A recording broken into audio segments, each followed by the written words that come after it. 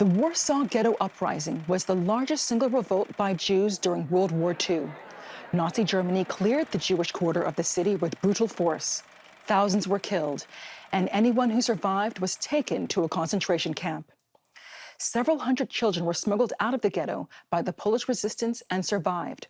Our reporter met two of them in Warsaw. Joanna Sobolewska-Pies was 4 years old when she was rescued from the Warsaw Ghetto. She was saved by Polish resistance fighters. It would be years before she discovered how lucky she'd been. This is me. This is her earliest photo, taken after the occupation. Her Jewish parents had her smuggled out of the ghetto, something she no longer remembers. My father was called Grünspan and my mother Silberbart. How did you discover what had happened to you? I found family members in Israel. After I first heard the old family names, I wrote to an Israeli newspaper, and that's how I found an uncle. One day prior to the ghetto uprising, Sobolewska-Pies was brought to a Polish resistance fighter here in Warsaw, a woman who found adoptive parents for Sobolewska-Pies. Her new parents had her baptized as Catholic. It wasn't until her 18th birthday that she found out about her Jewish origins. Wanting to learn more about her parents, Sobolewska-Pies contacted the former resistance fighter. She told me, "You have to be grateful to the Sobolewskis for raising you and for allowing you to study." She stressed the role the Sobolewskis played. But I wanted to find out as much as possible about my biological family. This wasn't easy. After the ghetto uprising in 1943, the Nazis had nearly all remaining Jewish survivors deported to concentration camps. Almost all were murdered. Today, a monument commemorating the ghetto and its 300,000 killed inhabitants marks the location where the infamous footbridge once connected the large and small quarter. Here, Jewish people lived densely packed. The German occupiers didn't allow them to exit the ghetto without permission, and yet Polish resistance fighters managed to smuggle Jewish children out past the guards. The fate of these children is being researched by the Polin Museum of the History of Polish Jews in Warsaw, including the fate of Krystyna Budnicka. When the ghetto uprising began in 1943, Budnicka was still inside it.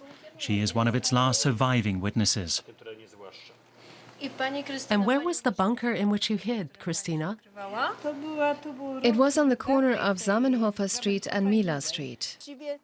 It's always been hard for me to get more information. I try to find out who on the so-called Aryan side helped me. To this day, I don't know which resistance fighters saved me. Was it Zagota, the Secret Council for Aid to Jews? Was it the Jewish Committee? I still don't know. Budnicka was 11 years old when her siblings hid her in a bunker that had been constructed under the house. At the time, 2 of her brothers had already been deported and killed in the Treblinka death camp. When the uprising began, she went even deeper to hide herself, down into the sewers. While German occupying forces attacked the Jewish resistance above with flamethrowers and gas grenades, Budnicka, now 85, stayed hidden below with 3 others, until she was saved by resistance fighters.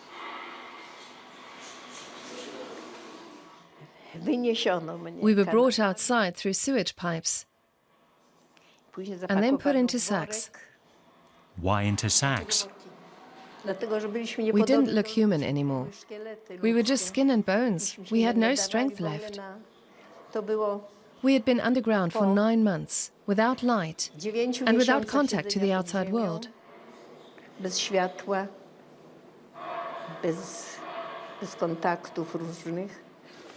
She was kept hidden until the end of the war and then brought to an orphanage. Today, Budnicka tells young people her story to warn of right-wing extremism.